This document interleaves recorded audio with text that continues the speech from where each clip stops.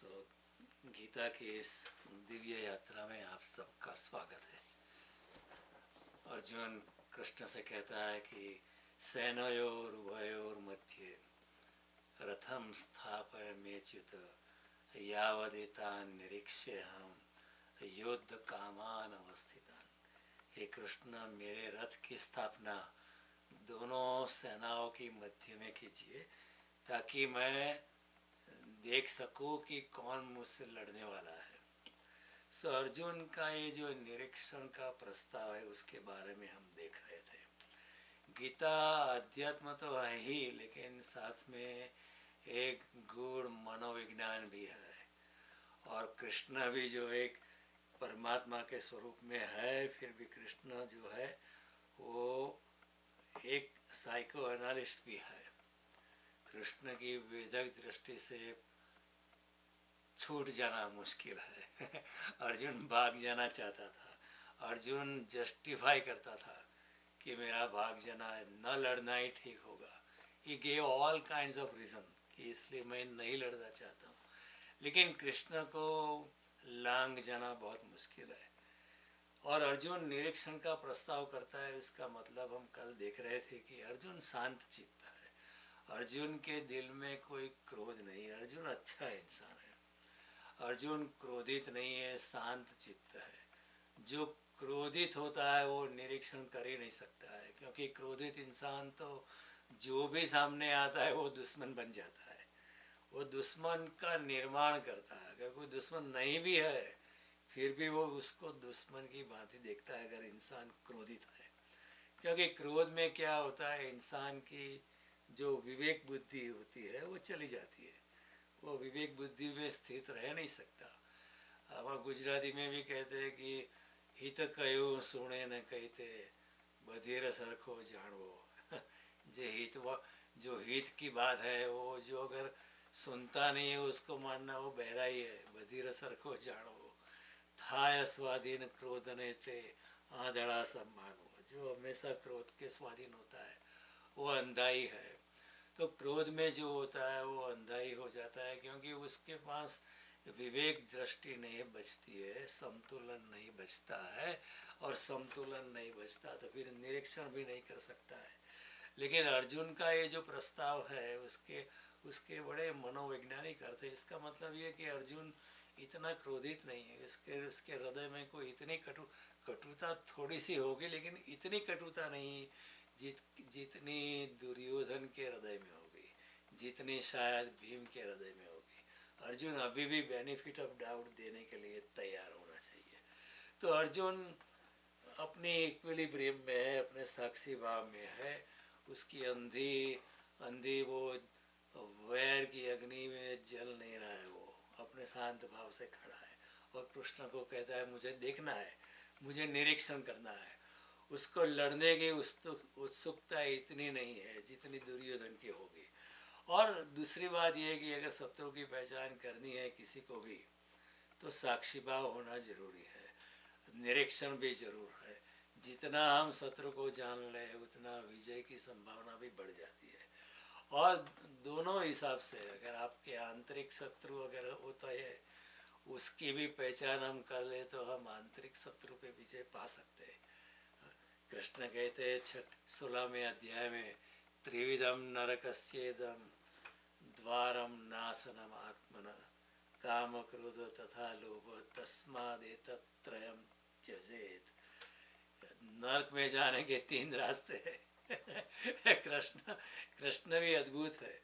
किस तरह इंसान अपने आत्मा का उद्धार कर सकता है ये भी बताते हैं। साथ में ये भी बताया थे कि अगर लेकिन आपको नरक में ही जाना है तो उसका भी रास्ता मैं बताता हूँ। त्रिविधम नरकस्येदम द्वारम नाशनम आत्मना। अपने आत्मा को आपको नष्ट करना है, अपनी चेतना को नष्ट करना है, आपको जड़ बुद्धि बन जाना है, आपको पत्थर की तरह बन जाना है। तो काम क्रोध तथा लोभ, कामना में जाओ, क्रोध में जाओ और लोभ में जाओ, आपका विनाश अपने आप ही हो जाएगा। तो कृष्ण भी अद्भुत है। 16वें अध्याय में कहते हैं त्रिविधम नरकस्येदम, ये 3 नरक के द्वार है। लेकिन अर्जुन जो है क्रोधित नहीं है। इसलिए वो निरीक्षण की बात करता है, आत्मदर्शन की बात करता है। और आंतरिक और बाहर दोनों शत्रु के लिए अगर दोनों की पहचान करनी है तो निरीक्षण चाहिए। और क्रोध की अवस्था में निरीक्षण नहीं किया जा सकता। क्रोध की अवस्था में हम अपने we are not ourselves when we are angry. तो इसलिए अर्जुन अर्जुन निरीक्षण की जब बात करता है तो उसका मतलब कि युद्ध के मैदान में भी वो शांति में है, और ये शांति बहुत ज़रूरी है। कई बार युद्ध के मैदान में लोग अपना अपना जो इनर जो कूलनेस होती है, इनर जो शांति होती है वो गंवा देते हैं और फिर युद्ध हार जाते हैं। कितने भी समर्थ हो, कितना भी उनका सामर्थ्य हो, कितने भी उनमें युद्ध कला में उनकी कौशल्यता हो, लेकिन फिर भी वो हार सकते हैं, क्योंकि अगर वो शांत चित्त नहीं है, क्रोध में ही लड़ रहे हैं, तो फिर वो हार ही जाते हैं। तो को अर्जुन निरीक्षण की बात करता है, दुर्योधन बात नहीं करता है, युधिष्ठिर भी बात नहीं करता है ऐसी बात। वो दोनों लड़ने के लिए अभी लड़ने के लिए तैयार है। शंखनाद बच चुके हैं। पांचजन्य ऋषिकेश देवदत्तम धनंजय पौंड्रम दद्मो महाशंख भीमकर्मा वृकोदरा अनंत विजय राजा कुंती पुत्र युधिष्ठिर नकुल सहदेवस्य सुघोष मणिपुष्पक। और भीष्म ने भी अपना शंख बजा दिया, सब लोगों ने शंख बजा दिया, युद्ध का ऐलान हो गया है, युद्ध की शुरुआत का सिग्नल भी मिल चुका है। लेकिन तभी अर्जुन का मुझे निरीक्षण करना है। ये एक सोचने जैसी बात है। इसका मतलब है कि अर्जुन युद्ध के लिए तो आया है, लेकिन युद्ध के लिए इतना आतुर नहीं है, वो इतना अंधा नहीं है कि आज तो या मारो या मिटो, ऐसी उसकी भावना नहीं है। युधिष्ठिर भी धार्मिक है, लेकिन उसको ऐसा कोई विचार नहीं आता है। युधिष्ठिर वो तथाकथित धार्मिक है, सो कॉल्ड रिलीजियस पर्सन। इस जगत में बहुत ऐसे लोग होते हैं, हम 10 बजे चर्च पहुंच जाते हैं, मस्जिद चले जाते हैं, मंदिर चले जाते हैं, गुरुद्वारा चले जाते हैं, अपने आप को समाज में धार्मिक कहलवाते हैं और उसका आनंद भी लेते हैं, लेकिन उनकी धार्मिकता खोखली होती है। जब तक हम हमारे आत्म मंथन से, हमारे आत्मा में डूब कर, अच्छे सवाल पूछकर, वीर की मनोमंथन की अग्नि से गुजर कर हम नहीं उभरते, तब तक सच्ची धार्मिकता होती नहीं है। वो ऊपर ऊपर की आस्तिकता होती है, तो उसमें कोई आस्तिकता नहीं। और आस्तिकता को मान लेना, भगवान है ऐसा मान लेना में बहुत अच्छा है, क्योंकि सब लोग मानते, तो क्यों पंगा लेने का। So it's a convenient way for many people. But Vivekananda was different, he used to ask questions. और जब इंसान सच्चे ढंग से सवाल पूछता है, सच्चे जिज्ञासा से, सच्ची मुमुक्षा से, विनम्रता से अगर कोई सवाल पूछता है, चैलेंज भी करता है, तो कोई बात नहीं, अच्छी बात है। इधर भी देखो, अर्जुन सवाल पूछते ही जाता है, पूछते ही जाता है, पूरे गीता में अर्जुन सवाल पूछता जाता है। लेकिन कृष्ण ऐसा नहीं कहते कि तू अश्रद्धा करता है, हाँ ये तो मैं कह चुका, समझा चुका। लेकिन कृष्ण उसको सवाल करने के लिए उसको प्रोत्साहित करते हैं, क्योंकि कृष्ण जानते हैं कि आखिर में तो अर्जुन सवाल पूछ कर भी अंत में तो वो अपने सब सवाल से मुक्त हो जाएगा, वो निष्प्रश्नता में प्रवेश करेगा, तभी धर्म की शुरुआत होती है। कई लोग धार्मिक कहते हैं अपने आप को, लेकिन वह सच्चे अर्थों में धार्मिक नहीं होते हैं। उनकी आस्तिकता उधार की है। माँ बाप ने बनाया कि तुम हिंदू हो या तुम मुसलमान हो, तुम क्रिश्चियन हो, गुरु ने समझाया, स्कूल में शिक्षक ने समझाया कि देखो ये तुम हिंदू हो, तुम ये हो, लेकिन जब तक अंदर से आवाज़ नहीं उठती है, जब तक अंदर बैठा हुआ परमात्मा तुम्हें धक्का नहीं दे रहा है, तब तक सच्ची आस्तिकता पैदा नहीं होती है। तो युधिष्ठिर जो है ऊपर की आस्तिक है, उनको धर्मराज भी कहा जाता है, लेकिन फिर भी वो जुगार खेल सकते हैं, अपनी पत्नी को दाव पे लगा सकते हैं, शिकार पे जा सकते हैं, ये कर सकते हैं। वो उनके लिए वो सहज है, उनको कोई ऐसा सोच विचार नहीं होता है जैसे अर्जुन को होता है कि मैं अपने ही संबंधी को कैसे मारूं। ये विचार युधिष्ठिर को नहीं आता है, अर्जुन को आता है, क्योंकि अर्जुन सोचने वाला इंसान है, विचारशील इंसान है, अच्छा इंसान है। और मेरे ख्याल से अर्जुन जो है युधिष्ठिर से भी ज़्यादा धार्मिक है, इसलिए तो कृष्ण ने अर्जुन को चुना है। सीधे सरल आदमी को चुना है, युधिष्ठिर को नहीं चुना। बहुत बहुत जानता था धर्म के बारे में, कई शास्त्र कंठस्थ हो गए उसके, लेकिन शास्त्र कंठस्थ होने से आप धार्मिक है ऐसा नहीं कहा जा सकता।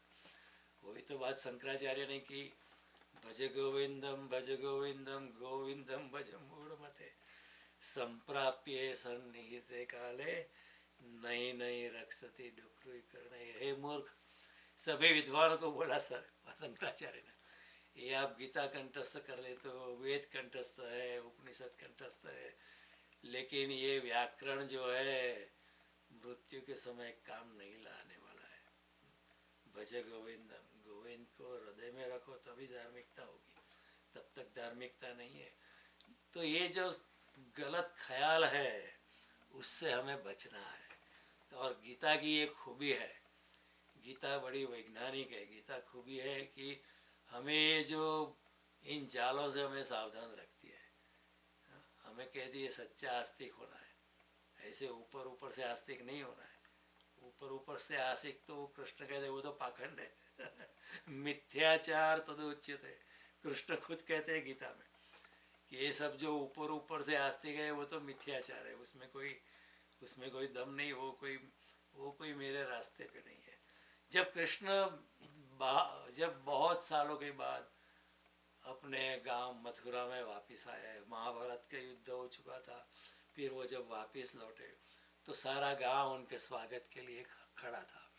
और जब कृष्ण एक जगह से निकले वहाँ ब्राह्मण खड़े थे, उच्च कक्षा के ब्राह्मण खड़े थे, तो उन्होंने जोर जोर से वेद मंत्र का पाठ शुरू किया, जोर जोर से बोलना शुरू किया। कृष्ण ने उनकी ओर देखा भी नहीं। He did not even look at them। हालांकि वो ब्राह्मण बहुत उच्च कक्षा के थे, अच्छा उच्चारण भी करते थे, शास्त्रों के ज्ञानी थे, लेकिन कृष्ण ने उनकी ओर देखा भी नहीं। ये तो पोपट है, उनके कोई अंदर से कोई धार्मिकता नहीं है, और ये अपना धंधा बनाते हैं ना। कहीं कहीं ब्राह्मण लोगों ने, इसलिए तो ब्राह्मणत्व खत्म हो गया कि वो ब्राह्मणत्व धंधा हो गया। लोग ऐसे ही उसमें से भी कमा लेते थे, वो आजीविका का साधन हो गया। आस्तिकता, अपना ब्राह्मणत्व जो है उसका मतलब है आप ब्रह्म जानाति इति ब्राह्मण, ब्रह्म के साथ आपका संबंध है इसलिए आप ब्राह्मण है। नहीं कि आप सत्यनारायण की पूजा करवा सकते हो, किसी की शादी करवा सकते हो, किसी का एंगेजमेंट करवा सकते हो, घर का वास्तु पूजन करवा सकते हो, किसी की मृत्यु की विधि अगर अवसान की विधि भी करवा सकते हो। ये ठीक है, ये सब विधि विधान है, लेकिन उसमें आपका ब्राह्मणत्व ऐसा कोई जरूरी नहीं है। तो कई लोग होते हैं उनकी आस्तिकता बहुत उधार की होती है, ऊपर ऊपर से, उनको अंदर से कोई पुकार नहीं है। अंदर से तो पुकार बहुत कम लोगों को उठती है इस जगत में। वही बात कृष्ण कहते हैं गीता में, मनुष्याणाम सहस्रेषु कश्चिद यतति सिद्धये यततामपि सिद्धानाम कश्चिद माम वेति तत्वतः। हजारों मनुष्य मेरे रास्ते पे आने का प्रयास करते हैं, लेकिन इनमें से कोई एक मुझे तत्व से जानते हैं, हजारों में से कोई एक, और उन ऐसे हजारों में से कोई एक मुझे पहचानते हैं। तो कृष्ण की ये बात बहुत सोचने जैसी है। लेकिन जब अर्जुन निरीक्षण की बात करता है, उसका मतलब ये आप एडवांस में कह सकते हो कि ये व्यक्ति जो है हिलने वाली है, वो युद्ध नहीं कर पाएगा, क्योंकि उसका दिमाग नहीं है वो युद्ध करने का। वो स्लाइसिंग एंड डाइसिंग कर रहा है, दिस और दैट कर रहा है, ये करो या वो करो, उसमें युद्ध की पल बीत जाएगी। तो निरीक्षण की बात से ही हम कह सकते हैं कि अर्जुन को लड़ने के लिए दिक्कत आएगी। हालांकि वो अच्छा योद्धा है, उसके जैसा धनुर्धारी कोई था ही नहीं उस वक्त, और उसके पास बहुत विज्ञान था, बहुत अनेक प्रकार की युद्ध की कलाओं का ज्ञान था। ब्रह्मास्त्र भी वो छोड़ सकता था, सब दिव्यास्त्र लेके आया था पृथ्वी पर। ये सब बावजूद भी अर्जुन को युद्ध के लिए वो उतनी उसकी उत्सुकता नहीं है। ऊपर से कहता है मुझे निरीक्षण करना है। देखो, युद्ध के मैदान में 3 प्रकार के यहाँ व्यक्ति है, समाज में भी होते हैं या युद्ध में होते हैं, ऐसा नहीं है। एक तो है विचारहीन व्यक्ति जैसे दुर्योधन है, विचारहीन, कोई विचार ही नहीं, बस लड़ना, मुझे मेरा राज्य चाहिए और मुझे अकेले ही चाहिए, I am not ready to share it with anybody. वो एकदम kind of in a very evil way, वो विचारहीनता में, भीम भी विचारहीनता में। हालांकि भीम इतना बुरा नहीं था, लेकिन भीम को कोई सोचना बोचना नहीं, उसको सिर्फ लड़ना ही है, उसको कोई विचार नहीं है। तो विचारहीनता में दुर्योधन और भीम जैसे लोग विचारहीनता में। अर्जुन जो है विचारशीलता है, वो सोच सकता है अच्छा क्या है बुरा क्या है, उसका जजमेंट ले सकता है।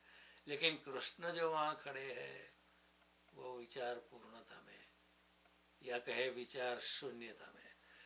कोई इंसान जब विचार शून्यता में पहुँच जाता है तो उसके ध्यान की शुरुआत हो जाती है, और जब ध्यान की शुरुआत विचार शून्यता से होती है तो उस शून्यता में पूर्ण का प्रवेश हो ही जाता है, और फिर वो विचार पूर्णता में प्रवेश करता है। तो शून्य से पूर्ण में भी जाया जा सकता है। इसलिए कृष्ण जो है विचार शून्यता में है, या आप ऐसा भी कह सकते हो विचार पूर्णता में है। 2 ढंग से युद्ध में उतरा जा सकता है। अगर आप विचारहीनता में हो तो आप सोचोगे ही नहीं, सीधा लड़ने लगोगे। या कृष्ण की स्थिति में अगर हम आए विचार पूर्णता में, तो कृष्ण कहे कि लड़ो कोई फर्क पड़ता नहीं है। लेकिन विचारशील आदमी लड़ नहीं सकता है विचारशील इंसान जो है लड़ नहीं सकता। इसलिए अर्जुन को दिक्कत है, कृष्ण को दिक्कत नहीं है, क्योंकि कृष्ण विचार पूर्णता में। कृष्ण मैं समझाने वाला हूँ किसलिए अर्जुन, किसलिए what was the fundamental reason why Krishna said Arjun you must go and fight. वो अर्जुन को कहते हैं यहाँ से भागना नहीं है, यहाँ तुम्हें लड़ना है, योगी बन के लड़ना है, अपना कर्तव्य निभाना है, अपना स्वधर्म भी निभाना है, अपनी क्षत्रियता को शान देनी है, तुम्हें भागना नहीं है। कृष्ण ऐसा कहते हैं, और कृष्ण इसलिए कह सकते हैं क्योंकि कृष्ण विचार शून्यता में, विचार पूर्ण, उनकी दृष्टि से कोई फर्क, कोई मृत्यु है ही नहीं, कोई नहीं मरता मृत्यु असंभव है सर्वदा। ऐसी मैक्रो लेवल की दृष्टि कृष्ण में, अर्जुन की दृष्टि पृथ्वी की है, और दुर्योधन की तो कोई दृष्टि नहीं है, उनको तो बस कोई विचारहीनता है। तो 2 तरह के इंसान लड़ सकते हैं, विचारहीनता वाले, उसको कोई सोचना ही जिस मारना ही है, मारो काटो कापो। और कृष्ण जैसे लोग हैं जो उनको कोई फर्क नहीं पड़ता है अस्तित्व में, कौन जिए कौन मरे, वो तो सब वैसे भी मरने वाले हैं, फिक्र मत करो, तुम्हारा कर्तव्य निभाओ, लड़ो। तो कृष्ण युद्ध कर सकते हैं क्योंकि वो विचार शून्यता या विचार पूर्णता में है। यह दुर्योधन कर सकता है, भीम कर सकता है, बाकी सारे लोग कर सकते हैं, लेकिन अर्जुन जैसा विचारशील आदमी, उसके लिए लड़ना बहुत मुश्किल है। युद्ध में उतरने के लिए या तो आप विचारहीन रहो या विचार शून्यता चाहिए, उसके बिना आप युद्ध नहीं कर सकते हो। हालांकि आप शक्तिशाली हो सकते हो, बहुत निष्णात भी हो सकते हो, बहुत सुरवीर भी हो सकते हो, लेकिन अगर आप विचारशील होकर अगर हो तो आप युद्ध में उतर नहीं सकते हो। विचारशीलता से युद्ध में उतरा नहीं जा सकता, विचारशीलता से तो युद्ध से भागा ही जा सकता है। क्यों लड़ना, चलो चले जाते हैं, वही तो बात अर्जुन करता है। और लेकिन कृष्ण जो है अर्जुन को जो है विचारशीलता से विचार पूर्णता में खींचेंगे। गीता के उद्बोधन में कृष्ण जो है अर्जुन की जो डिलेमा है, द्विधा है, उससे उसे निकाल कर उसको समत्व में लाने का प्रयास करेंगे। अर्जुन जो आसक्ति से भरा है, ये मेरे रिश्तेदार है, मैं उसको क्यों मारूं, यही तो कृष्ण का संदेश है कि ये कैसे चलेगा, ये तुम्हारी आसक्ति है। पहले तुमने युद्ध खेले हैं और कई लोगों को तुमने भेड़ बकरियों की तरह मार दिया है, उस वक्त तूने ऐसा नहीं सोचा था कि मेरे संबंधी को कैसे मारूं। What kind of hypocrisy is this. अभी अपने संबंधी है इसलिए नहीं मारूंगा, ये कौन सा लॉजिक है? वो तो ये तुम्हारे संबंधी है, लेकिन वो तो आतताई है। आपको लाक्षागृह में जिंदा जलाने का प्रयास किया था, द्रौपदी के वस्त्र हरण किए थे, कितने अभद्र काम उन्होंने किए, और ये प्रजा का रक्षण फिर कौन करेगा? ये लोग आ जाएंगे। तो ये तुम्हारी आसक्ति से, आसक्ति के कारण तू इतना डिग गया। आसक्ति के कारण तो कहता है मैं, मेरी त्वचा जल रही है। आसक्ति के कारण यू कह रहा है कि मेरे गात्र शिथिल हो चुके। अगर आसक्ति नहीं है, अनासक्ति है, वितरागता है, तो ये बात का तो छेद निकल जाएगा।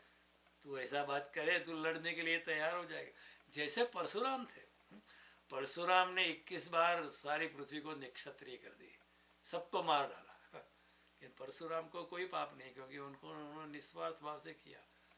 ये भी एक सोचने जैसी बात है। अर्जुन को कृष्ण यही कहते तुम परशुराम बनो। क्यों? तुम सुख दुखे समय कृत्वा लाभा लाभो जया जयो ततो युद्धाय युज्वस्व नैवं पापम वाप्स्यसि। हे अर्जुन, अगर तो सुख और दुख को समान करके, हानि लाभ को समान करके, जीवन और मृत्यु को समान करके तू अगर युद्ध लड़ेगा अपने समत्व में आकर, अपनी स्थित प्रज्ञता में आके, तो तुझे कोई पाप नहीं लगेगा। ये मेरा कानून है। कृष्ण कहते मेरी दुनिया में आपको कोई पाप नहीं लगेगा अगर आप निस्वार्थ भावना से अपना कर्म करते हो तो। और ये कर्म तुम्हारा धर्म है, तुम्हारी फर्ज है। और तो तेरी जो अर्जुन, तेरा शिक्षण, तेरा जन्म, तो क्षत्रिय स्वभाव का है। अपने अपने स्वभाव में रहना ये सबसे बड़ा धर्म है। स्वभाव अध्यात्म उच्यते, कृष्ण कहते हैं गीता में 8वें अध्याय में। धर्म क्या है, अध्यात्म क्या है? स्वभाव में रहना। अगर आपको प्लम्बिंग अच्छा लगता है, वो प्लम्बिंग आपका स्वभाव है, तो आप प्लम्बिंग ही करो। जबरदस्ती डॉक्टर मत बनो। आप डॉक्टर हो सकते हो क्योंकि आप शायद बुद्धिमान भी हो, लेकिन प्लम्बिंग काम में जो आपको आनंद आएगा वो डॉक्टरी में नहीं आएगा। अगर आपको इंजीनियर बनना है तो फिर कविता मत लिखो।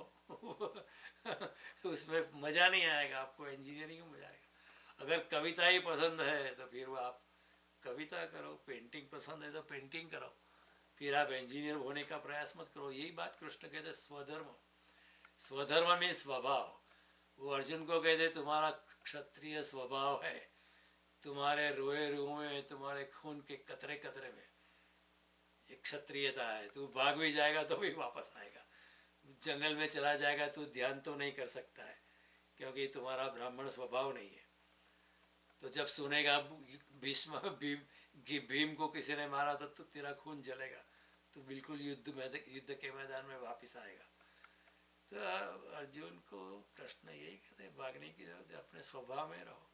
तो आखिर गीता उद्बोधन से कृष्ण जो है अर्जुन की विचारशीलता को नष्ट करके उसे विचार शून्यता में, ध्यान में खींचते, डिलेमा से निकाल के, द्विधा में से निकाल उसको समत्व में खींचते, आसक्ति से निकाल कर उसको अनासक्ति में या वितरागता में उसको खींचते, द्वंद्व से निकाल के कृष्ण उसे स्थित प्रज्ञता में लाते, संसार से निकाल कर, संसार की माया और ये प्रपंच से निकाल कर कृष्ण उसको आत्मवान बनाने की कोशिश करते हैं।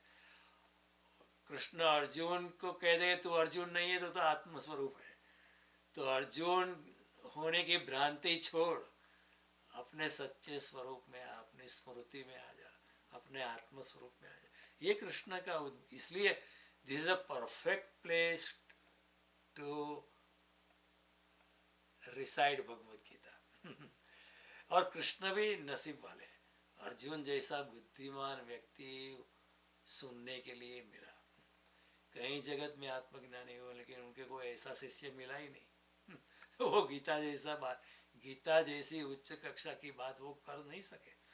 बुद्ध भी गीता कह सकते थे, महावीर भी कह सकते थे, जो भी आत्मज्ञानी रमण महर्षि भी कह सकते थे, लेकिन उनको इतना प्रगाढ़ प्रबुद्ध बुद्धिमान अच्छी तरह से सवाल पूछने वाला शिष्य नहीं मिला इन लोगों को। वो लोग नहीं कर पाए। अर्जुन अच्छे सवाल पूछता है। तो कृष्ण भी खिलते हैं। कई बार गुरु खिलते हैं शिष्य के कारण। शिष्य अगर ठीक ढंग का सवाल पूछता है तो गुरु को भी आनंद आता है। ये गीता जो है कृष्ण ने कही कम है, लेकिन अर्जुन ने कहलवाई ज्यादा है। कृष्ण એટલી ગીતા નથી કહી, અર્જુને કેવડાવી છે વધારે, સવાલો પૂછી પૂછી પૂછીને। कृष्ण को कोई प्रॉब्लम नहीं। कई बार अर्जुन अपने सवाल की पुनरावृत्ति करता है, बार बार वही सवाल पूछता है दूसरी भाषा में, लेकिन कृष्ण उससे कोई वो नहीं लेते कि ये तो तू पूछ चुका है, क्यों बार बार पूछता है।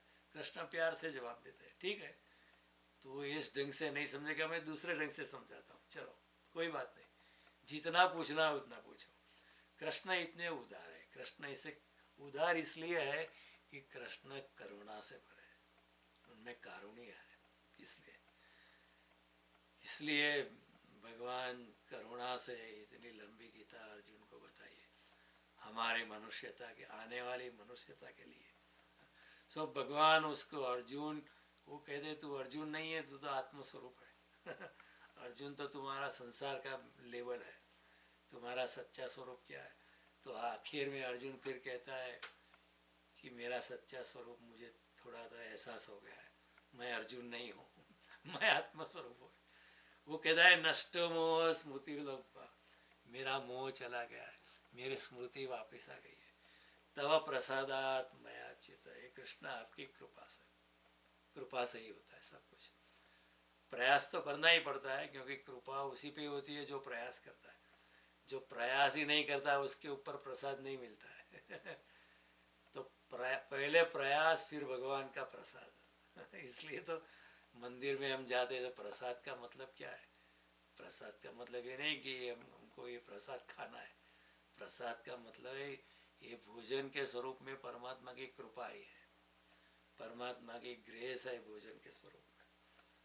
थोड़ा सा जो प्रसाद है नारियल का या शुगर का, गुड़ का, कुछ बादाम का, वो खाने की चीज़ तो है, लेकिन खाने से ज़्यादा भगवान की कृपा उसमें उतरी है, इसलिए उसको हम प्रसाद कहते हैं। ऐसी गूढ़ बातें हमारे सनातन धर्म में ही है, लोगों को समझ में नहीं आता है इस वेस्टर्न वर्ल्ड में।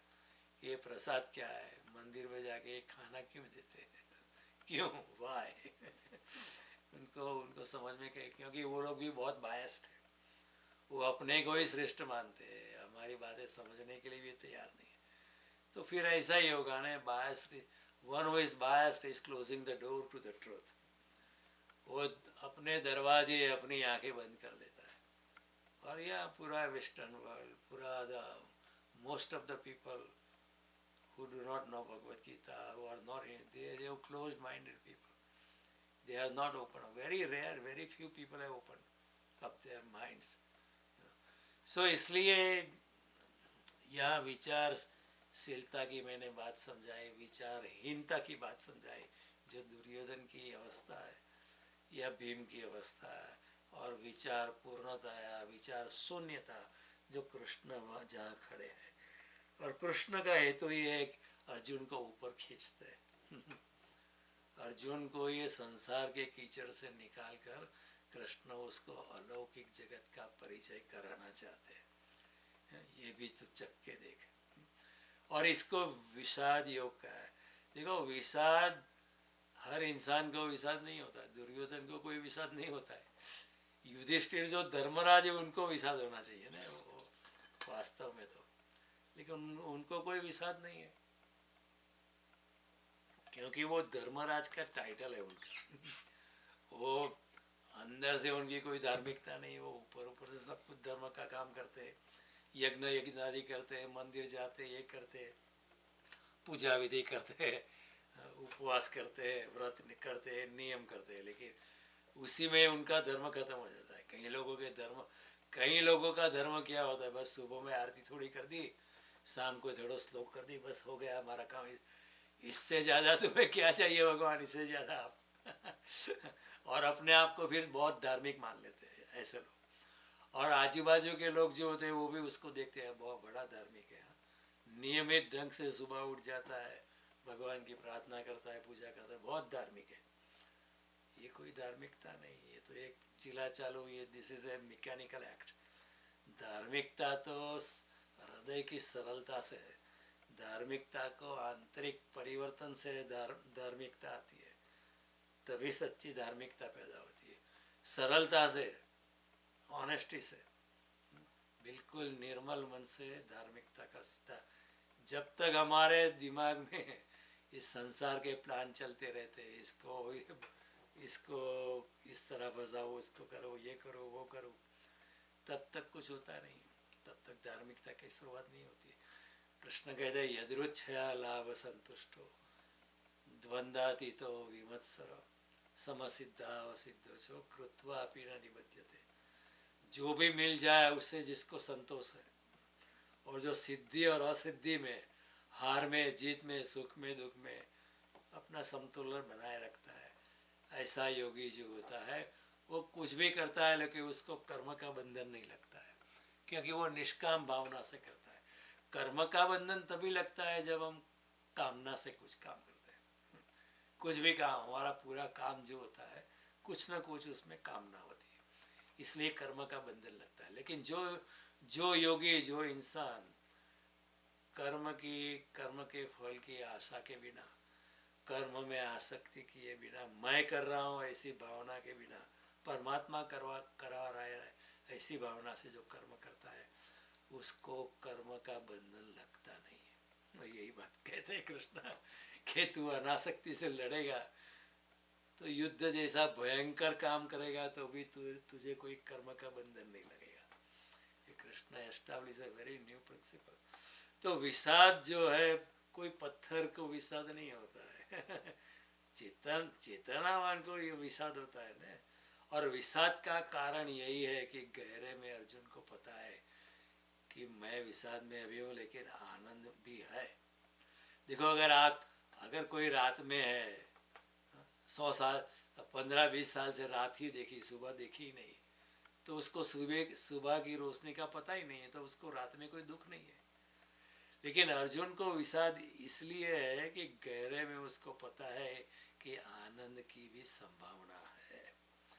रात्रि का अंधकार तब में खेद, दुख कभी तभी होता है अंधकार में जब आपको पता है कि सुबह की में रोशनी होती है। सुबह की रोशनी का जिसको पता है उसको ही रात में थोड़ा दुख होता है। अगर जिसको रोशनी का ही पता नहीं है तो उसको कोई दुख नहीं। हमें अपने आत्मस्वरूप का पता नहीं है तो हम संसार में घूमते रहते हैं, हमें कोई खेद नहीं है।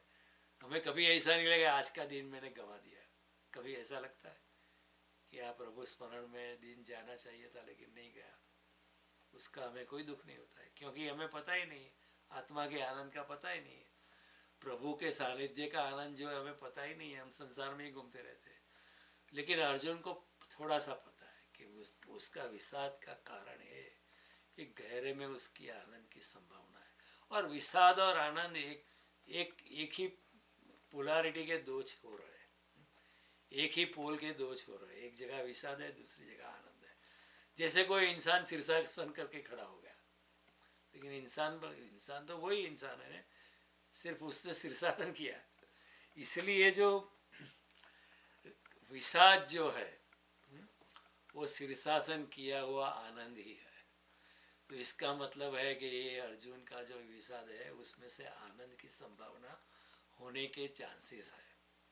जिसको विषाद होता है उसके लिए आनंद की संभावना होती है, जिसको कोई विषाद ही नहीं होता है, जिसको कोई सोचना भी नहीं, उसके लिए कोई आनंद नहीं है, उसके लिए कोई परमात्मा नहीं है।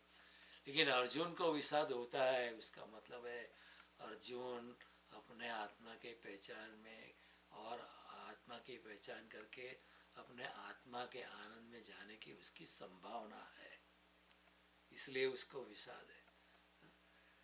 वो वैसे ही है ना, जैसे सोने में मिट्टी मिल जाती है तो हम क्या कहते हैं, हम उसको ऐसा नहीं कहते कि ये मिट्टी वाला सोना है, ऐसा नहीं कहते। हम इतना है कि ये सोना है लेकिन मिट्टी मिल गई है, हाँ ये दूषित सोना हो गया।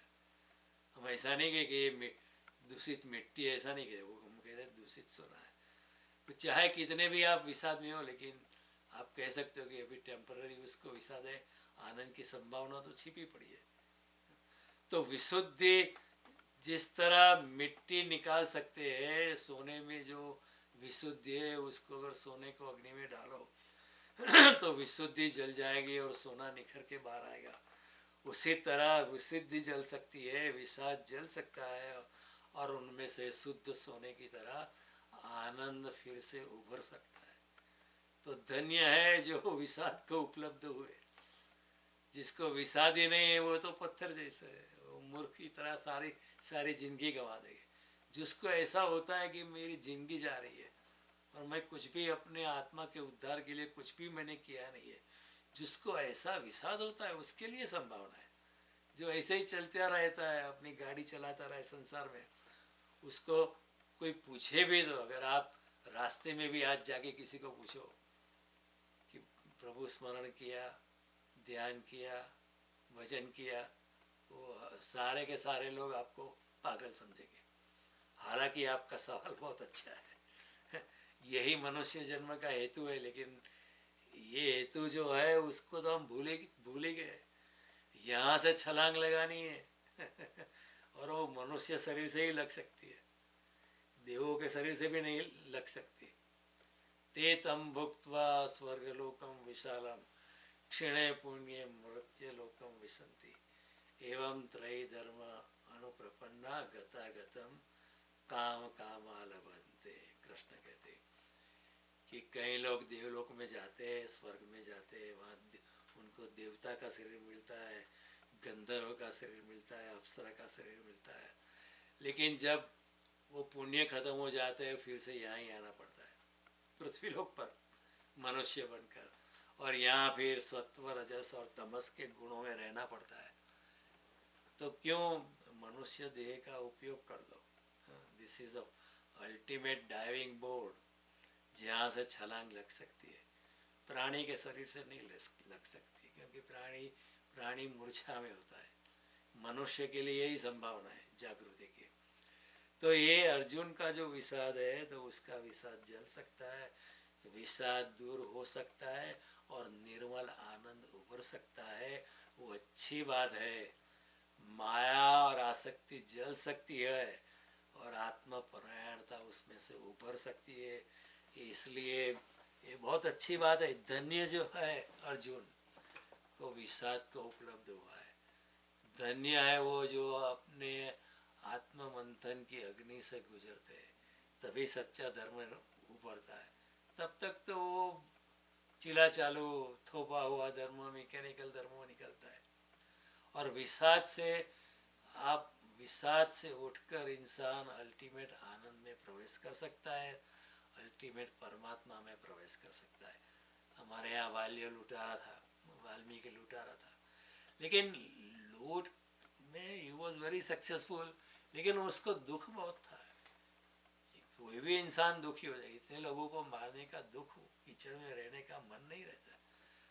ऊपर से लोगों को उसको लगता कि देखो मेरे से लोग इतने डरते हैं, उसको थोड़ा आनंद आता है, लेकिन अंदर उसका अंतरात्मा उसको बहुत दुखी करता है। क्योंकि ये जो खूना मरकी है, उसमें लोगों को लूटना था, मारना था, उसमें भी वो बहुत दुख होता है। कितना भी बुरा इंसान हो, लेकिन उसको अंदर से तो दुख होता है। लेकिन जब उस वाल्मीकि को थोड़ा विषाद हुआ, तो वो अचानक विषाद में से उठकर एक संत नारद के संपर्क से, क्योंकि संत तो पारसमणि जैसा होता है, वालिया लुटारो वाल्मीकि ऋषि बन गया और राममय हो गया। सो विषाद में से उठने की संभावना है। उसी तरह अंगुलीमाल लुटारा था, तो बुद्ध के साथ, बुद्ध के संपर्क में आके ही वो बुद्ध का अच्छे से अच्छा शिष्य बन गया। तो बुद्ध के संपर्क में आने से, क्योंकि बुद्ध जैसे व्यक्ति भी पारसमणि होते हैं, इसलिए अगर सच्चा गुरु, सच्चा आत्मज्ञानी व्यक्ति हमारे सामने आ जाए तो मौका छोड़ने जैसा नहीं है।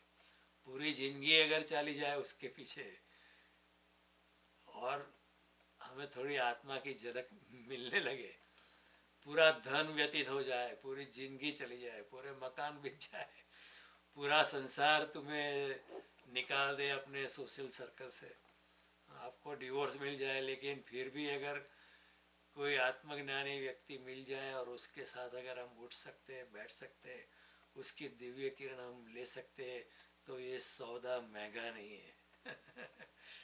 ये सौदा जो है महंगा नहीं है। कबीर वही कहते हैं, ये बड़ा सस्ता सौदा है। You are lucky. पूरा संसार चला गया, पूरा फैमिली चला गया, सारी संपत्ति चली गई, लेकिन आपके पास एक अच्छा आत्मज्ञानी गुरु है। इससे ज़्यादा आप कुछ नहीं पा सकते हो इस जगत में। इसलिए ये सौदा महंगा नहीं है, अच्छा सौदा है। तो विषाद से, प्रायश्चित से लोग आगे जा सकते हैं। जेसल बारवटिया था, वो तोरल सती के संपर्क में आया, तो तोरल ने उसे प्रायश्चित करवाया और जेसल भी एक संत जैसा हो गया। कई बार ऐसा होता है ना, मकान मालिक बहुत त्रास देता है, बहुत परेशान करता है, तो तभी हम अपना मकान बनाते हैं, नहीं तो हम किराए के मकान में ही रहेंगे। तो विषाद से आनंद में छलांग लगाने की संभावना है, अगर विषाद प्रमाणिक हो। विषाद में भी अगर प्रामाणिकता नहीं तो कुछ नहीं होगा। विषाद अगर तरल हो, बहने वाला है, कई लोगों का विषाद जो है ना फ्रोजन हो जाता है, उसमें से निकल ही नहीं पाते। कई लोगों का विषाद जो है अंदर अंदर वर्तुल की तरह घूमता रहता है, वो तीर की तरह बाहर नहीं निकलते। तो अगर विशाल प्रमाणिक हो, विशाल अगर विषाद जो है अगर तरल हो, विषाद अगर जो है वो प्रमाणिक और तरल और नेचुरल हो, तो उसमें से आनंद में जाने की संभावना होती है। कई दार्शनिक लोग जो होते हैं ना, कई फिलोसोफर जो होते हैं, गीता कोई फिलोसॉफी नहीं है, गीता तो आत्मज्ञान की बात है। कई लोग कहते हैं ये सब philosophy, no it's not philosophy. Philosophers are the most miserable people. क्योंकि वो आर्ग्यूमेंट्स तर्क वितर्क की सर्कल में ही घूमते रहते हैं। लेकिन भगवान कहते हैं कि religion is not a matter of arguments, it's a matter of inner transformation. अपने आंतरिक परिवर्तन की बात है। यहाँ इतने आर्ग्यूमेंट करने से, बड़े बड़े पुस्तक लिख के, पीएचडी करके, थीसिस लिख के आप कोई आत्मज्ञान में प्रवेश नहीं कर सकते हो। वही तो बात शंकराचार्य ने कही पंडितों को, ये सब तुम्हारा गीता का ज्ञान, कंठस्थ किया हुआ ज्ञान आने वाला नहीं है। जब तक गोविंद आपके हृदय में नहीं है, तब तक आप फिलोसोफर होंगे, लोग आपका सम्मान करेंगे, लेकिन परमात्मा से वंचित रह जाओगे। छोड़ो इसको, गोविंद को हृदय में धारण करो। भज गोविंदम मूढ़ मते। तो सरलता वाला विषादी जो है प्रवाहित होकर विषाद से अपने को ऊर्ध्व गति दे सकता है। और अर्जुन भी कहता है दृष्टवेवम स्वजनम कृष्ण। कई बार इंसान बोलता है, उसके बोलने से ही पता चल जाता है। तो कृष्ण इतने स्मार्ट है, कृष्ण अर्जुन को वहाँ ही पकड़ते। वो कहता है मेरे स्वजन को देखकर, दृष्टवा एवं स्वजनम कृष्ण युयुत्सम सम उपस्थितम। मेरे साथ लड़ने के लिए जो मेरे स्वजन आए, उसको देखकर क्या होता है, सिदंती मम गात्राणी, मेरे गात्र शिथिल हो गए। मुखम च परिशुष्यति, मेरा मुख जो है सूख गया है। गांडीव संसदे अस्तात्, मेरा गांडीव धनुष्य जिसकी टंकार से लोग कांप जाते थे, वो गांडीव मेरे हाथ से सरकने लगा है। त्वक चैव परिदीय, मेरी त्वचा जलने लगी। न च शक्नोमि अवस्था, तुम मैं खड़े रहने के लिए भी शक्तिमान नहीं हूँ। भ्रमति वच मेरा मेरा मन जो है घूम रहा है। तो ऐसी अवस्था क्यों हुई अर्जुन को? इतना बड़ा महान योद्धा, इतना सुरवीर योद्धा, ये क्यों कांप गया है? उसके कांपने का कारण कृष्ण ज्यादा जानते हैं। वो कहते हैं तुम्हारी आसक्ति है, अपने स्वजन को देखकर तू कांप गया है, और स्वजन के साथ तेरी अटैचमेंट है, तुम्हारी आसक्ति है, इसलिए तुझे दुख है। अगर तू अनासक्त हो जाए तो फिर कोई दुख नहीं है। अर्जुन खुद कहता है स्वजन को देख के, तो कृष्ण उसको वही पकड़ते। हाँ, क्या कहा तूने? स्वजन को देख कर? हाँ, पहले भूतकाल में तूने बहुत युद्ध किए थे, लोगों को भेड़ बकरी की तरह काट दिए थे, तो उस वक्त तुझे कैसा कोई विषाद नहीं हुआ था, कुछ नहीं हुआ था, और तू सोचता था कि ठीक ही किया। लेकिन अपने स्वजन को, अभी स्वजन को मारने की नौबत आती है तो तू कहता है मेरे हाथ कांप रहे। ये तो हिपोक्रेसी है। वो इसी तरह है जैसे कोई आप हाई कोर्ट के जज हो, कोई भी बलात्कारी आता है, आप उसको फांसी की सजा देते हो, लेकिन कोई दिन ऐसा होता है कि आपका कजिन वो भी एक्यूज होके आता है, आपका खुद का बेटा आ सकता है, फिर आप कहेंगे ये तो मेरा रिलेटिव है, मैं उसको कैसे फांसी की सजा दे सकता हूँ, ये नहीं मैं कर सकता हूँ, मैं कांप गया हूँ। कृष्ण कहेंगे ये कौन सी हिपोक्रेसी है? अगर उसने गुनाह किया है और उस गुनाह की सजा तूने फांसी दी है भूतकाल में, तो फिर तेरा बेटा हो या तेरा कजिन हो कुछ नहीं चलेगा, उसको भी फांसी देनी पड़ेगी। तो कृष्ण की बात यही है कि तुम्हारे दुख का आधार अर्जुन तेरी आसक्ति है अपने संबंधियों में, और आसक्ति के कारण दुख होता है, आसक्ति के कारण माया होती है, माया से दुख होता है। श्रीमद् भागवतकार जगह जगह लिखता है कि माया से ही दुख है। देखो मैं ये दृष्टांत बार बार देता हूँ। एक मकान जल रहा था तो उसके सामने उसका जो मकान मालिक रो रहा था, तो बेटा आया, पिताजी क्यों रो रहे हो? तो देखता नहीं अपना मकान जल रहा है। तो उसने कहा ये मकान तो जल रहा है लेकिन आप बेचने की बात, मैंने आज बेच दिया है मकान, तो ये मकान अपना नहीं है, जिसने खरीदा उसका है। तो मकान में से जैसे माया निकली वो दोनों नाचने लगे। उसमें इतने में उसका लॉयर निकला, भाई क्यों नाचते हो, तुम्हारा मकान जल रहा है। नहीं मकान तो अभी बेच चुका है, नहीं वो तो सेलर बायर का है, हमारा नहीं है। नहीं नहीं वो मैंने रजिस्टर अभी तक करवाया नहीं, रजिस्टर करवाने के लिए डीड रजिस्टर पहले करवाना पड़ता है, तब तक मकान की जो ओनरशिप होती है ट्रांसफ़र नहीं होती है। और मैं गया था रजिस्ट्रार की ऑफिस में, लोगों बंद करके चले गए थे, अर्ली निकल गए थे। अभी कल तक फिर भी आप मकान आपका है। तो जैसे ही माया आई वो दोनों फिर से रोने लगे। उतने में रजिस्ट्रार की ऑफिस का क्लर्क वहाँ से निकला, छोटा सा गांव था, सभी एक दूसरे को जानते हैं। तो उसने कहा क्यों रो रहे हो भैया? बोले मकान हमारा है। कि तो लॉयर ने कहा मैं रजिस्टर करवाने आया था लेकिन आप लोग थे नहीं वहाँ। तो उसने कहा नहीं नहीं आपने डोर के नीचे से डॉक्यूमेंट्स पास किए थे ना, मैं अंदर ही बैठा था, मैंने कहा वो कागजात देखे आपके ही थे तो मैंने रजिस्टर करवा दिया है, तो फिक्र मत करो, वो तो मकान अभी बाहर का है। तो वो फिर से नाचने लगे। कहने का तात्पर्य है जब माया होती है तो दुख होता है, माया नहीं होती तो दुख नहीं होता है। अर्जुन के विषाद का मूलभूत द फंडामेंटल बुनियादी कारण यही है कि उसकी माया है। अपने को कैसे मारो?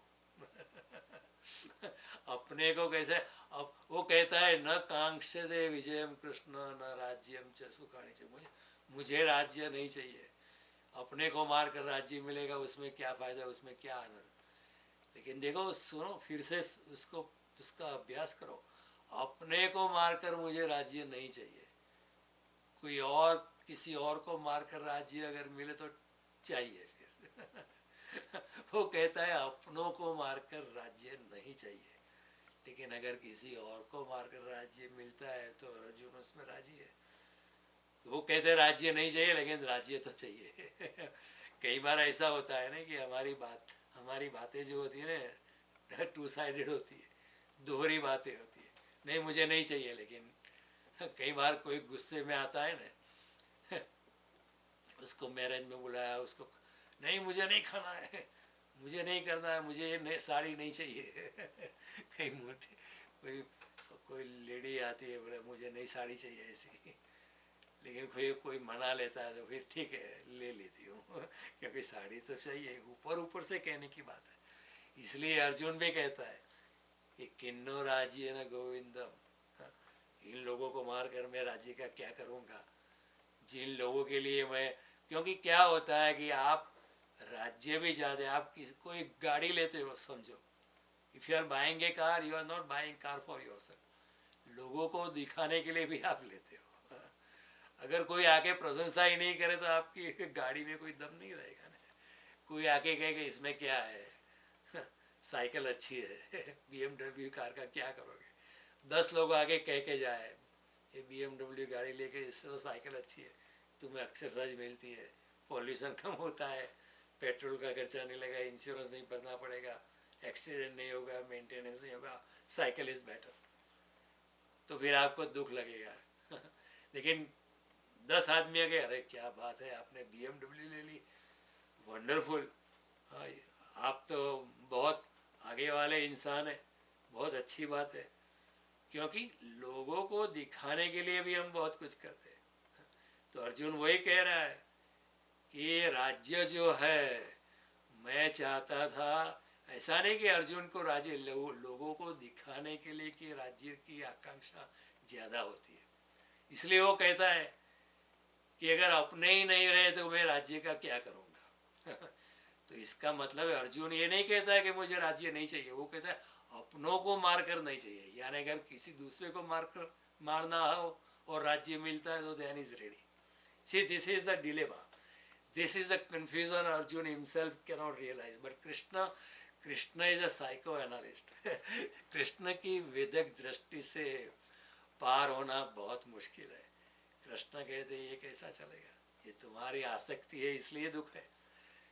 पहले तुमने बहुत युद्ध किए, लोगों को भेड़ बकरी की तरह तुमने मारा है, अभी अपने को सामने देखकर, और हालांकि ये लोग आतताई है, उन्होंने इतने दुर्बुद्धि है, इतना खराब कर्म किए, उनको तुम्हें मारना ही चाहिए, अपना क्षत्रिय धर्म निभाना चाहिए, अपनी फर्ज निभाना चाहिए, और तू कहता है कि उनको मारकर मुझे राज्य नहीं चाहिए।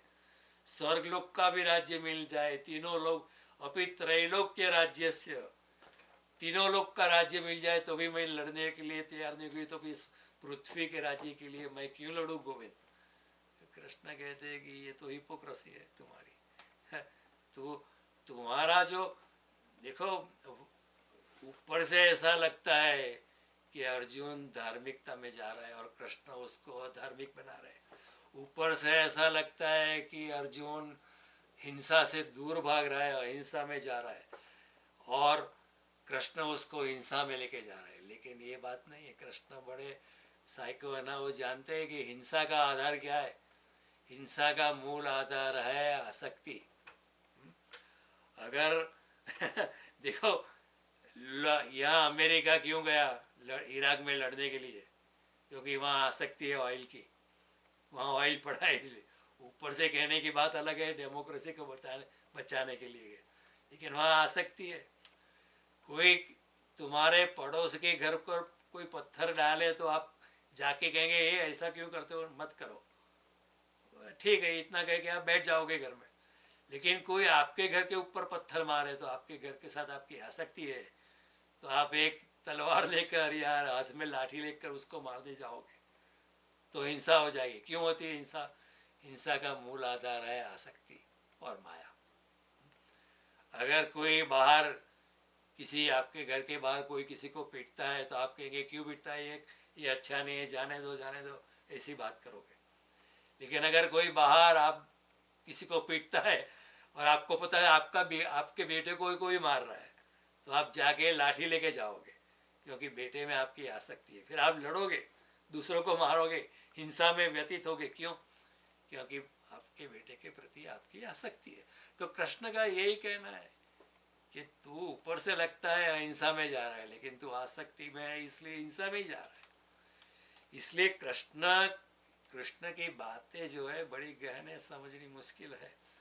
और कृष्ण अर्जुन अगर कहता कि इस जगत में दुख सुख संभव ही नहीं है, जैसा बुद्ध ने कहा था, अर्जुन ये कहता है कि अपनों को मारकर मुझे राज्य नहीं चाहिए, यानी अगर दूसरे को मारना है तो दूसरों को मारकर मैं राज्य ले सकता हूँ, उसमें कोई प्रॉब्लम, लेकिन अपने को मार के कैसा? तो ये तो जो है डबल हिपोक्रेसी है, वो कृष्ण जानते हैं उसको। अर्जुन अगर ये कहे कि जगत में सुख संभव ही नहीं है, क्यों लड़ना है, तो कृष्ण कहते ठीक है, अभी तो धर्म के रास्ते पे आ गया।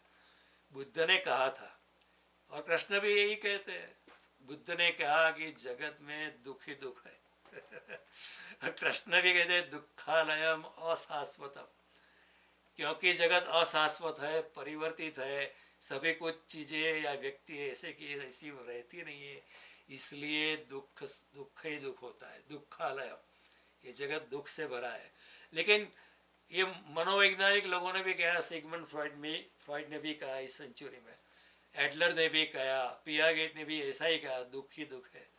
लेकिन कृष्ण और बुद्ध ने एक स्टेप आगे जाकर भी बात की कि एक दुख, इस जो जगत में दुख है उससे मुक्ति का मार्ग भी है। ये साइकोलॉजिस्ट ने ये बातें नहीं बताई थी। जो सिगमंड फ्रॉइड था उसने कहा था ज़्यादा से ज़्यादा मनुष्य को कम दुख में लाया जा सकता है, उसको आनंद में नहीं लाया जा सकते। लेकिन बुद्ध और कृष्ण कहते हैं कि दुख जरूर है, लेकिन दुख से ऊपर उठा के आपको आनंद में लाया जा सकता है। And third thing they said, वो I am the living proof.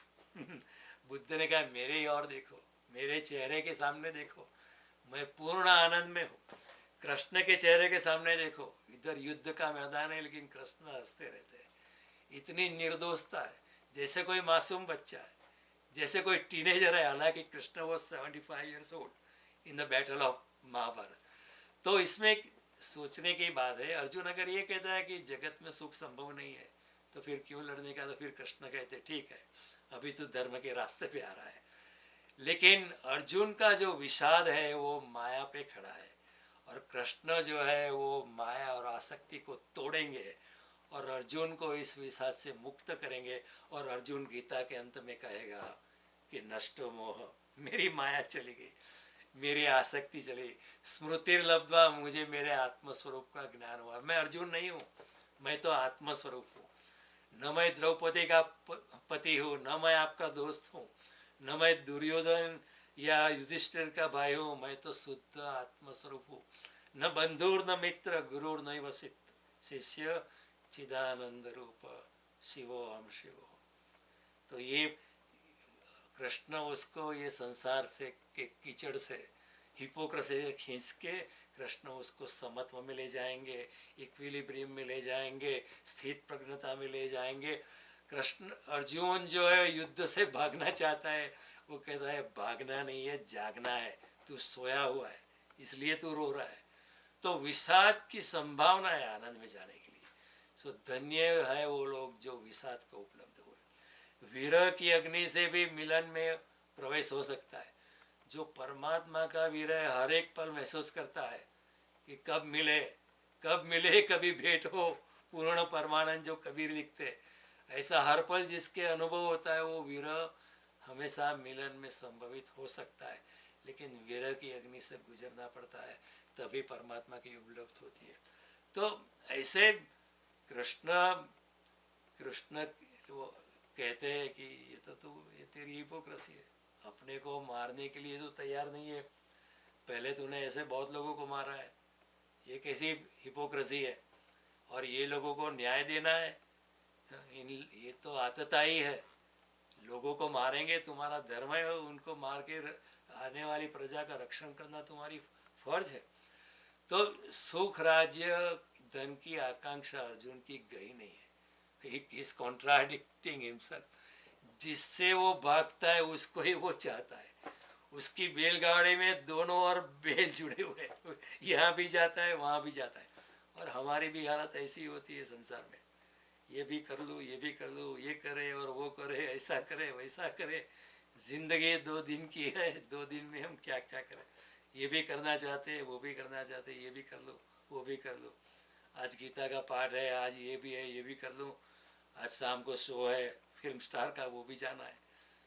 हम भी द्विधा में अर्जुन की तरह। इसलिए Gita is so relevant at any time, at any point in time. Humanity is always in a dilemma and therefore Gita is always relevant whatever be the time. हम सब ऐसी ही अवस्था में। ऊपर से तो ऐसा लगता है अर्जुन धर्म की बात करता है और कृष्ण उसको अधर्म में घसीटता है, लेकिन कृष्ण तो साइको एनालिस्ट है। उनकी वेदक दृष्टि अर्जुन को आसक्ति और कामना को, उसकी कामना को देख सकती है कि ये तो आसक्त है, इसलिए विषाद में चला गया है। अर्जुन का दोहरापन और उसकी ऊपर ऊपर की सो कॉल्ड धार्मिकता को कृष्ण उसका छेदन करेंगे। Don't think you are very धार्मिक। ये तो ऊपर ऊपर की धार्मिकता है, ये कोई धार्मिकता नहीं है। आखिर में उसे समत्व में ले जाएंगे और उसको युद्ध में उतारने का प्रयास करेंगे। हमें सवाल होता है कि युद्ध क्यों कृष्ण जो है युद्ध का प्रस्ताव करते, क्यों कृष्ण, अर्जुन नहीं लड़ना चाहता है, अर्जुन उसको क्यों उकसाते युद्ध के लिए।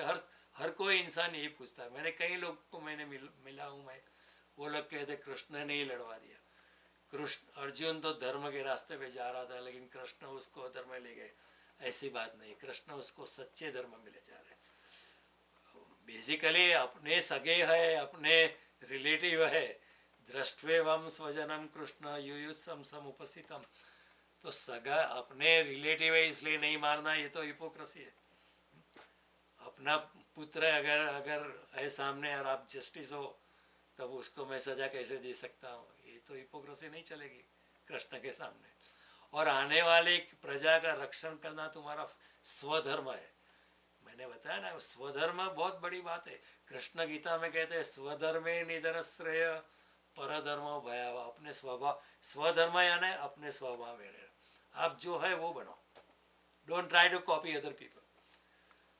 एक अगर गुलाब का फूल है तो उसको गुलाब का फूल ही रहना चाहिए, उसको कमल के फूल बनने की आकांक्षा नहीं करनी चाहिए, क्योंकि कमल का फूल वो बन नहीं पाएगा और कमल के फूल होने में उसकी शक्ति और उसका समय चला जाएगा और उसमें आनंद भी नहीं आएगा। अगर आपको पेंटिंग पसंद है पेंटिंग करो। Adolf Hitler wanted to join the art school but he was denied admission.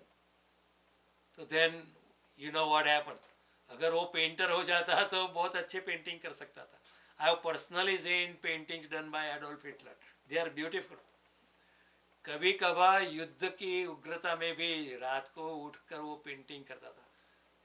सारी जहाँ western Europe was burning and his army was fighting, but he would find time to do painting because he liked painting. लेकिन उसको painting school में admission नहीं दिया।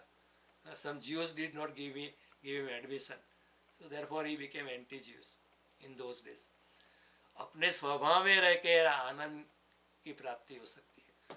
स्वकर्मणा त्वम अभ्यर्च सिद्धिम विन्दति मानव। कृष्ण 18वें अध्याय में कहता है अपने स्वभाव में रहो। आपकी ब्राह्मण प्रकृति है तो फिर ब्राह्मण प्रकृति में रहो, चार्टर्ड अकाउंटेंट मत बनो। आप दुखी हो जाओगे। आप ब्राह्मण प्रकृति के हो तो ब्राह्मण में रहो, आपको बहुत आनंद आएगा और परमात्मा के सानिध्य का आप अनुभव करोगे। आप अगर क्षत्रिय प्रकृति के हो तो आप क्षत्रिय बन के रहो और प्रजा का रक्षण कर करके लीडरशिप में आपको आनंद आएगा। वो ही आनंद जो है वो आपको परमात्मा के सामीप्य में लेके जाएगा। अगर आपको किसी की सेवा में रस है तो सेवा में बने रहो। तो सेवा करते करते ही आप सभी मनुष्यों में, सभी प्राणियों में परमात्मा का दर्शन कर पाओगे और फिर परमात्मा को पालोगे और सेवा का आनंद लोगे। तो फिर सेवा, आपको सेवा धर्म पसंद है तो फिर don't try to be different, don't try to do something else. आपको पेंटिंग अच्छा लगता है तो don't become an engineer. So Krishna is exactly telling Arjun same thing कि तू भाग जाएगा जंगल में जाके, ध्यान तेरे से नहीं होगा, क्योंकि तेरी प्रकृति और basic psychological type is that of A warrior. तुम्हारा प्रशिक्षण, तुम्हारी ट्रेनिंग भी वॉरियर की है, तुम्हारा जन्म भी वॉरियर का है। I can see through you. तो यहाँ से भाग मत, लड़ने में ही तुम्हारा। तुमने कहा ये तो तुम्हें ऐसा, ये धर्म युद्ध सभी क्षत्रियों को नहीं मिलता है। ये धर्म युद्ध हाथ से निकलना नहीं देना चाहिए और तो निष्कामता से। सुख दुखे समय कृत्वा लाभा लाभो जया जयो ततो युद्धाय जुवस्व नैनम पापम वापसी। सुख दुख को समान करके, हानि लाभ को समान करके तू लड़ेगा तो तुझे कोई पाप नहीं। ये कृष्ण का नया कानून है। तो कृष्ण कहते तू योगी बन के लड़, बुद्ध बन के लड़, अर्जुन बन के मत लड़ना। तो कृष्ण फिर कहते ये तुम्हारा स्वधर्म है इसलिए तू लड़ो, तुम लड़ो और समत्व में आके लड़ो। विचारशीलता से मुक्त हो जाओ, विचार शून्यता में आओ, द्वंद्व से मुक्त होकर स्थित प्रज्ञता में आओ, संसार से मुक्त होकर समत्व में आओ। तस्माद योगी भव।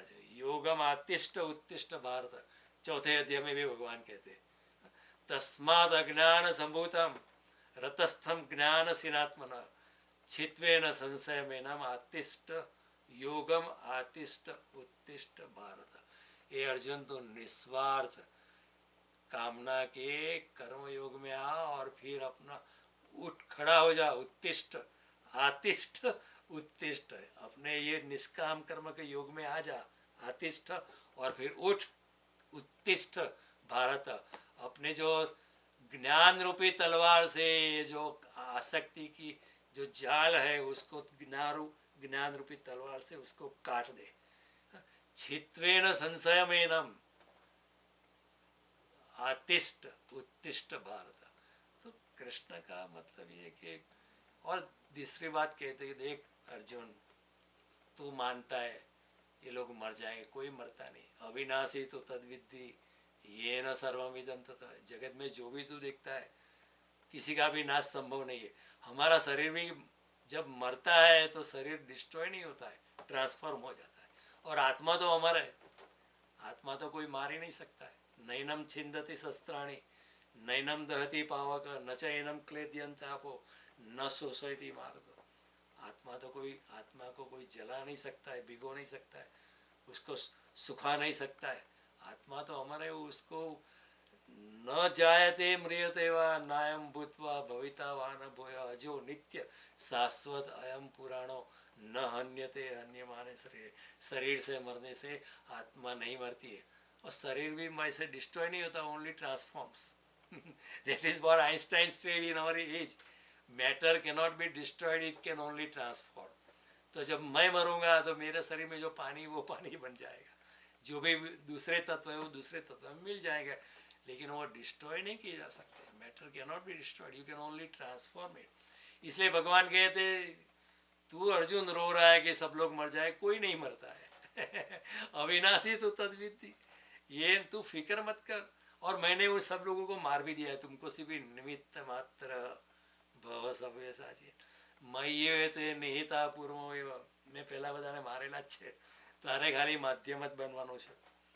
આ પિકનિક પર આપણે ખીચડી બનાવવાની છે, તું તારું ધર્મ યુદ્ધ કર, ભાગવાનો શું છે, અને તું યોગી બનીને લડ આત્મામાં।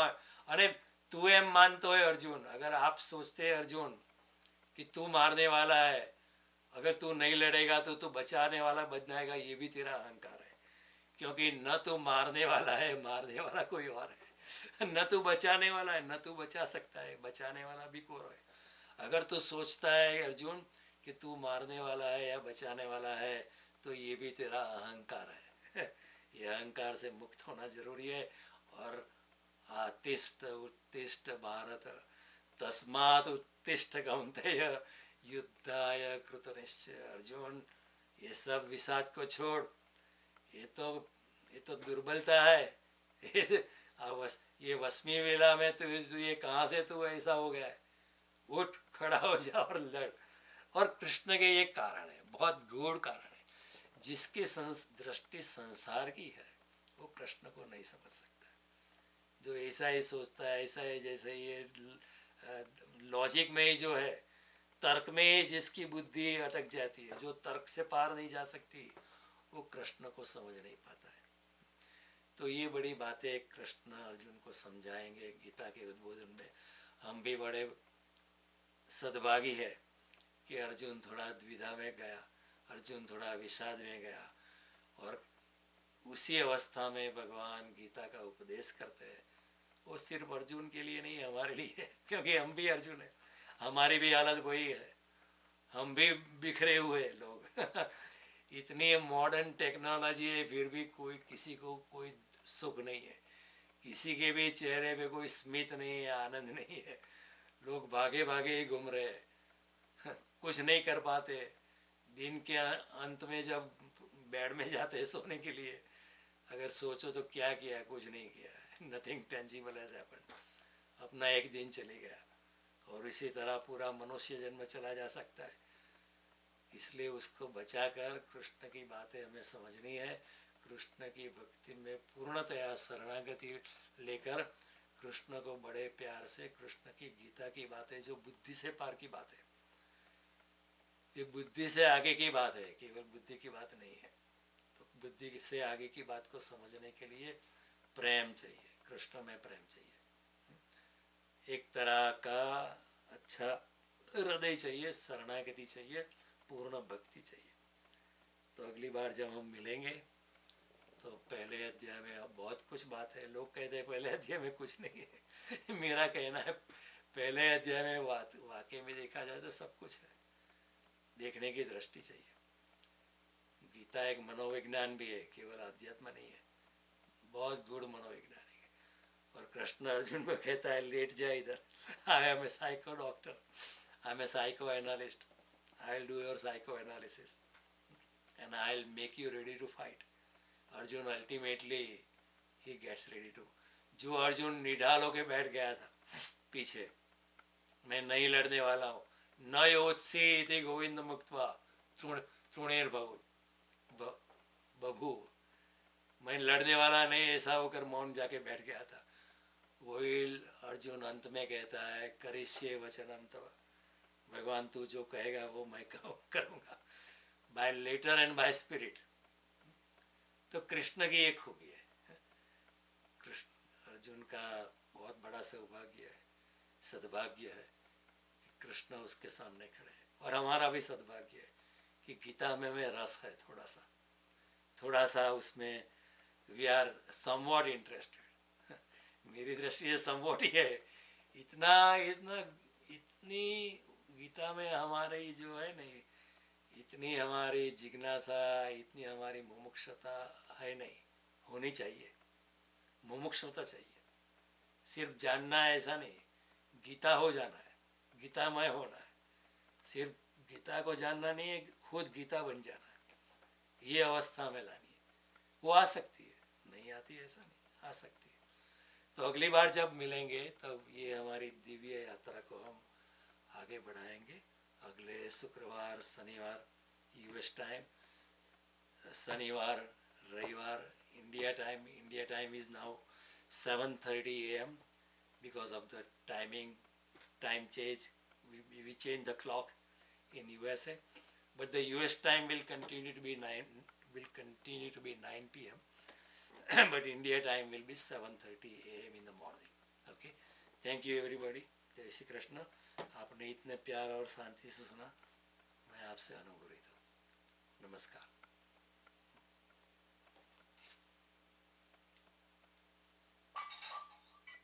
जय श्री कृष्ण।